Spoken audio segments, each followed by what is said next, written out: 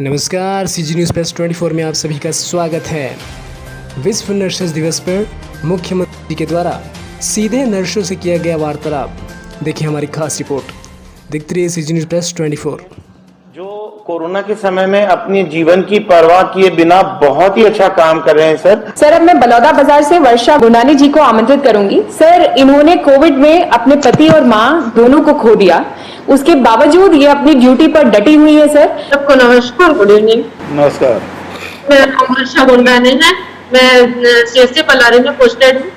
अभी ये कोविड का समय मेरे लिए वो मेरी सास को और ननद को कोविड हो गया था, तो मैं तो इधर अपने बच्चे को लेके रह रही थी, ड्यूटी कर रही थी पलारी में, लेकिन वो कब उनका सेवा करते करते संक्रमित हो गए और डेथ हो गई। तो मैं गई थी 10 दिन उनका कार्यक्रम वगैरह होकर, तो 11वें दिन मैंने फिर से अपने यहाँ ड्यूटी ज्वाइन करी। उसके बाद में हम तीनों माँ बेटे को वो हुआ, कोरोना हुआ। अभी हम लोग स्वस्थ हैं सर। 22 को हुआ था, मैंने 10 तारीख को ज्वाइन कर लिया और अभी हम लोग तीनों माँ बेटे स्वस्थ हैं। और आईपीडी में मैं सैंपलिंग भी करती हूँ, प्लस ओटी इंचार्ज भी हूँ, डिलीवरी भी कराती हूँ सर। जैसे काम पड़ता है हम कर लेते हैं। वर्षा जी, आपने अपनी आप बीती भी बताई और हम सब इसे द्रवित भी हो गए, और ऐसे स्थिति में भी आपने अपने दायित्व का निर्वहन भी किया। जितनी भी प्रशंसा की जाए वो बहुत कम है।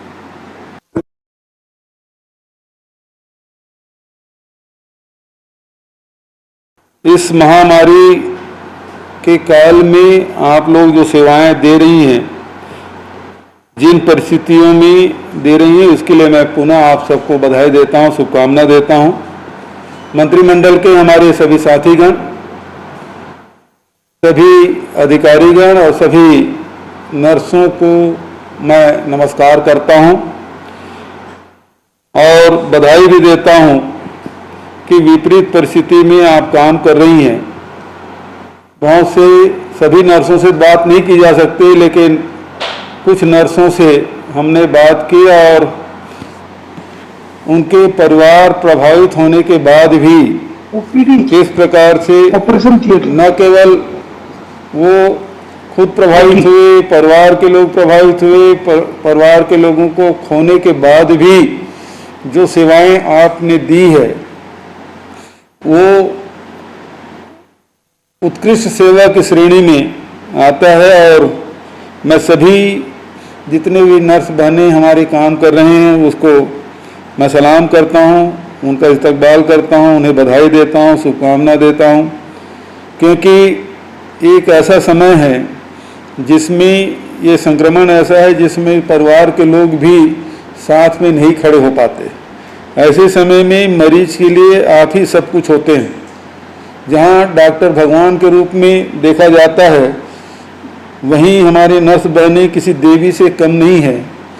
न केवल माँ के रूप में सेवा करती हैं, देख रेख करती हैं, भोजन कराती हैं, दवाई देती हैं, इलाज करते हैं और उनसे बातचीत भी करते हैं, उनको हिम्मत भी बढ़ाने का काम आप सब करते हैं।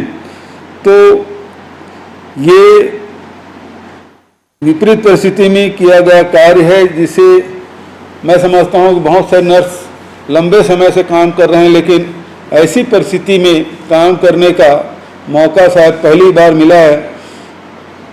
सदी के बाद ये स्थिति बनी है।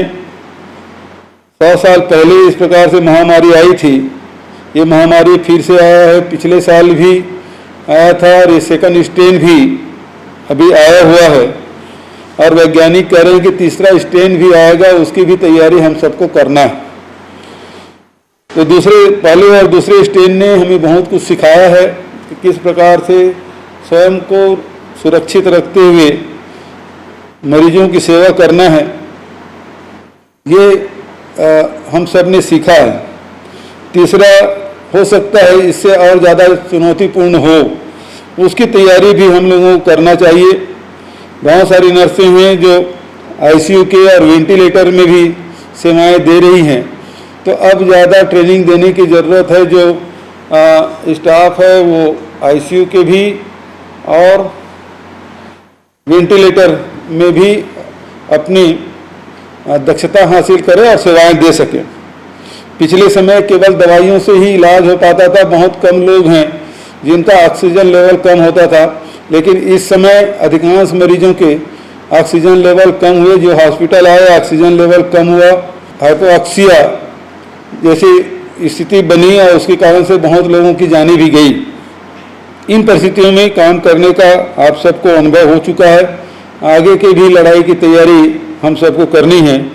मैं आप सबको नर्स डे के अवसर पर बहुत बधाई देता हूँ, शुभकामनाएं देता हूँ कि जिस प्रकार की मानवता की सेवा आप सब ने की है उसकी कोई कीमत नहीं है, वो अनमोल है और उसकी जितनी प्रशंसा की जाए कम है। मैं नर्स डे के अवसर पर आप सबको बधाई और शुभकामना देते हुए अपनी वाणी को विराम देने से पहले यही कहना चाहूँगा, ये लड़ाई अभी खत्म नहीं हुई है।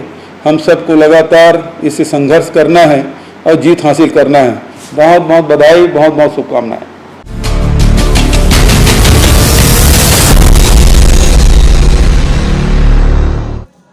देखते रहिए CG News Plus 24, सबकी बात सच के साथ।